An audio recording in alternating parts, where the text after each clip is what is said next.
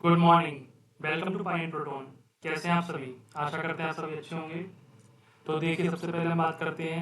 I am question number 13 गणित मंजरी का solve करने वाले हैं। सबसे पहले बात करते हैं। देखिए, लाइव क्लासेस स्टार्ट होने वाली हैं। किसके लिए? एडवांस मैथ और एडवांस साइंस के लिए। क्लास 9 बच्चों के लिए बहुत अच्छा मौका है। अभी इनरोल करें। कहाँ पे इनरोल करना है? गूगल फॉर्म फिल करना है आपको इस वीडियो के डिस्क्रिप्शन में, या आपको ये टेलीग्राम चैनल ज्वाइन कर लेना है। यहाँ पर आपको आने वाली सारी इन्फॉर्मेशन मिल जाएंगी। मैं तो कह रहा हूँ बेस्ट इसको ज्वाइन कर लीजिए, यहाँ पे आपको आने वाली सारी इन्फॉर्मेशन मिल जाएंगी। तो इसको ज्वाइन करने के बाद आपको गूगल फॉर्म फिल कर देना है। गूगल फॉर्म फिल कर दीजिए, क्योंकि खाली ओनली 20 सीट्स अवेलेबल हैं। और क्लासेस कहाँ पे होंगी? गूगल मीट पर, जिससे 1-to-1 इंटरेक्शन कर सकें। तो चलिए, पहले अब आज की वीडियो पे चलते हैं।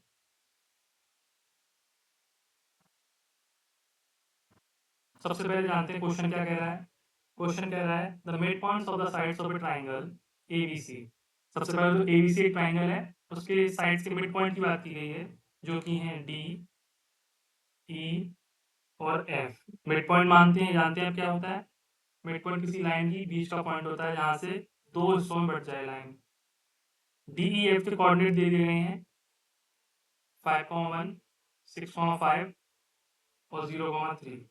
हमें क्या पता करना है? ए बी सी के कोऑर्डिनेट फाइंड करने हैं। तो देखिए, इसमें क्या होगा। ये एक ट्राइंगल बना होगा ऐसे करके। उसके ये ये ए रहेगा, ये बी रहेगा और ये सी रहेगा। यहाँ पर ये मिड पॉइंट है, यहाँ पर ये ए सी का मिड पॉइंट है और ये बी सी का है। यही है डी, ई और एफ। इसमें से हमें ये ये और ये नोन है, और ये हमें फाइंड करने हैं, ए, बी और सी। तो इसमें देर नहीं करते, जल्दी से फाइंड करते हैं। तो देखिए, ये हमारा सॉल्यूशन है। आप देख सकते हैं यहाँ पे एक ट्राइंगल है ए बी सी, जिसके मिड पॉइंट हमने बना दिए हैं डी, ई और एफ। इनके पॉइंट्स भी लिख दिए हैं। अब यहाँ पर एक चीज़ करने वाली है, वो क्या है कि हम लोग ए को लेट कर लेते हैं x1 y1, बी को लेट कर लेते हैं x2 y2 और सी को लेट कर लेते हैं x3 y3। इनको सॉल्व करेंगे और उसके बाद इनको निकाल के लिखेंगे। सबसे पहले देखिए, लेट ए x, y1, इनको लेट किया है, वही बात लिखी है यहाँ पे। इसमें बोला गया है if D is the mid point of A B. अगर डी ए बी का मिड पॉइंट है तो क्या होगा? तो मिड पॉइंट फार्मूला लगेगा। मिड पॉइंट फार्मूला क्या होता है, ये हम आगे पिछली क्लासों में आपको बता चुके हैं मिड पॉइंट फार्मूला के बारे में। सीधे सीधे मिड पॉइंट फार्मूला लगाएंगे। ये मिड पॉइंट कोऑर्डिनेट्स होते हैं यहाँ पे, जो कि हमने 5,1 लिए हैं यहाँ से। ये होते हैं पॉइंट्स के, जैसे x1 y1 x2 y2। इस लाइन की बात कर रहे हैं अभी खाली, और इस मिड पॉइंट की बात कर रहे हैं। जब ये हम लगाएंगे तो हमें दो इक्वेशनें मिलेंगी। एक्स के अलग कर लेंगे, ये एक्स का अलग कर लिया और उससे हमने एक इक्वेशन बना ली। देखिए, ये 2 उधर चला गया, 10 हो गया, और x1 + y1 ये हो गया। फिर y का हमने अलग कर लिया और यहाँ से ही y1 + y2 निकाल लिए। यहाँ से x1 + x2 निकाल लिए। इसको हम फर्स्ट इक्वेशन और इसको सेकंड इक्वेशन देंगे। Similarly E point B C का मिड पॉइंट है। ई पॉइंट किसका मिड पॉइंट है? बी सी का। देखिए, ये रही बी सी और ये इसका मिड पॉइंट है। तो यहाँ पर भी मिड पॉइंट फार्मूला लगेगा। ये रहे मिड पॉइंट कोऑर्डिनेट 6,5 और ये है हमारे पॉइंट्स कोऑर्डिनेट, जहाँ से मिड पॉइंट बना है। तो यहाँ पे देखने वाली बात है कि ये देखिए, हमने x2 और y2 लेट किया है, ये x3 और y3। तो ये x1 और x2 ना होकर x2 और x3 हुए हैं। ध्यान से देखिए, दिख गया आपको? ठीक है। ऐसे ही ये y2 और y3 होंगे। इनसे भी हम x2 और x3 के बीच में एक रिलेशन निकाल लेंगे। x2 और x3 अपॉन 2 इक्वल टू 6।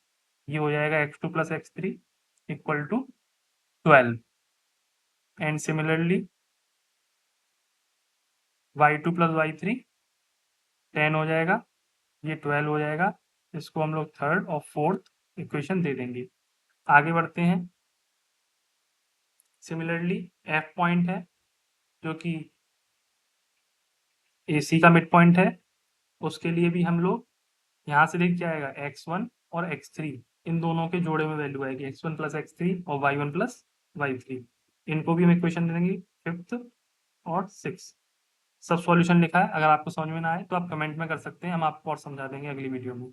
आगे बढ़ते हैं, इनको इक्वेशनों को ध्यान रखिएगा x1 x2 x3 x4 x5 वो first equation, second equation, third equation, fourth equation and fifth equation. ठीक है, आगे बढ़ते हैं।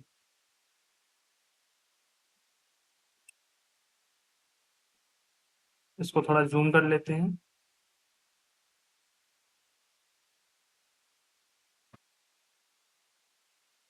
देखिए, सबसे पहले हम फिफ्थ इक्वेशन लेंगे। फिफ्थ इक्वेशन आप देख लेना कौन सी है आपकी नोटबुक में। फिफ्थ इक्वेशन ये है, x1 plus x3 equal to 0। यहाँ से हम लोग x1 की value x1 equal to minus के x3 निकाल लेंगे। इसको हम फर्स्ट इक्वेशन में पुट कर देंगे। अब आप पूछेंगे फर्स्ट इक्वेशन क्या है, वो नीचे लिख दीजिए। फर्स्ट इक्वेशन है x1 plus x2 equal to 10। इसमें हम x1 की वैल्यू जैसे ही रखेंगे तो ये x1 के प्लेस पर माइनस x3 रखेंगे, तो माइनस x3 प्लस x2 इसको सेट करेंगे तो नई इक्वेशन बन जाएगी, जिसको हम लोग इक्वेशन 7th नाम देंगे। अब इसको हम थर्ड इक्वेशन के साथ ट्रीट करा देंगे। ये थर्ड इक्वेशन है, आगे देख लेना, लिखी होगी वहाँ पे पीछे। थर्ड इक्वेशन है और ये 7th इक्वेशन है। यहाँ पर x2 और x3 सेम हो गए, बस साइन डिफरेंस हो गया। तो हम जब इनको ऐड करेंगे, क्या किया है हमने इन दोनों इक्वेशन को, ऐड ऐड करते ही ये दोनों कट जाएंगे, ये 2x2 हो जाएगा और ये 22 हो जाएगा। तो जब हम इसका 2 का डिवाइड 22 में करेंगे तो x2 की वैल्यू हमारी 11 आ जाएगी। इसी x2 की वैल्यू को हम 7th इक्वेशन में पुट करेंगे। 7th इक्वेशन क्या है, 7th इक्वेशन देख ले रहे हैं। 7th इक्वेशन यही है जो अभी हमने बनाई है, ये वाली, यही वाली 7th इक्वेशन है। देखिए यहाँ पे x2 minus x3 equal to 10। यहाँ पर हम लोग x2 की वैल्यू 11 रख देंगे, तो 11 रखते हैं, 11 माइनस x3 हो गया इक्वल टू 10। यहाँ से हम लोग x3 की वैल्यू निकाल लेंगे। x3 की वैल्यू आएगी अपनी x1।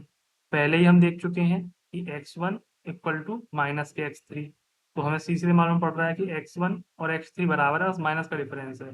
तो वही हमने यहाँ पे अगले स्टेप में किया है, x1 इक्वल टू माइनस के x3 पता है हमें, तो x1 की वैल्यू भी आ गई। इस हिसाब से हमने x1 x2 और x3 की वैल्यू निकाल ली। अब हम लोग y की वैल्यू कैलकुलेट करेंगे। y की कैलकुलेट करने के लिए हम लोग सेकेंड इक्वेशन से स्टार्ट करेंगे। ठीक है, फिर सेकंड इक्वेशन क्या है, y1 plus y two equal to 2। यहाँ से हम लोग y1 की वैल्यू निकालेंगे, y1 equal to 2 minus y two. अब इस y1 की वैल्यू को हम लोग सिक्स्थ इक्वेशन में पुट कर देंगे। किस इक्वेशन पुट करेंगे, सिक्स्थ इक्वेशन में। जब हम इसको सिक्स्थ इक्वेशन में पुट करेंगे y1 के प्लेस पे, तो y3 तो पहले से ही था, ये y1 के प्लेस पे प्लस पुट किया है। जब इसको सॉल्व करेंगे तो ये हमारी इक्वेशन नई बन जाएगी, जो कि y2 और y3 के टर्म्स में बनेगी। अब एक और इक्वेशन ढूंढेंगे जो y3 और y2 के टर्म्स में होगी, जैसे कि हमारी इक्वेशन फोर्थ है। फोर्थ इक्वेशन में आप देखेंगे तो y3 और y2 के टर्म्स में होगी, उसके साथ इसको ट्रीट करा देंगे और ये कैंसल आउट हो जाएगा। कैंसल आउट होने के बाद हमारे पास ये इक्वेशन बनेगी, जिससे हम लोग y3 की वैल्यू निकाल लेंगे। जब हमारी y3 की वैल्यू आ जाएगी, इसको हम फोर्थ इक्वेशन में पुट कर देंगे, जिस इक्वेशन में हम लोग अभी ट्रीटमेंट कर रहे थे। ये देखिए, जब इसमें पुट करेंगे तो y2 7 रख देंगे वैल्यू y1 की, y3 की, और हम लोग इस हिसाब से y3 की वैल्यू निकाल लेंगे। अब इक्वेशन, अब इस पॉइंट को हम सेकेंड इक्वेशन में पुट करेंगे, जहाँ से हम लोगों ने शुरुआत की थी।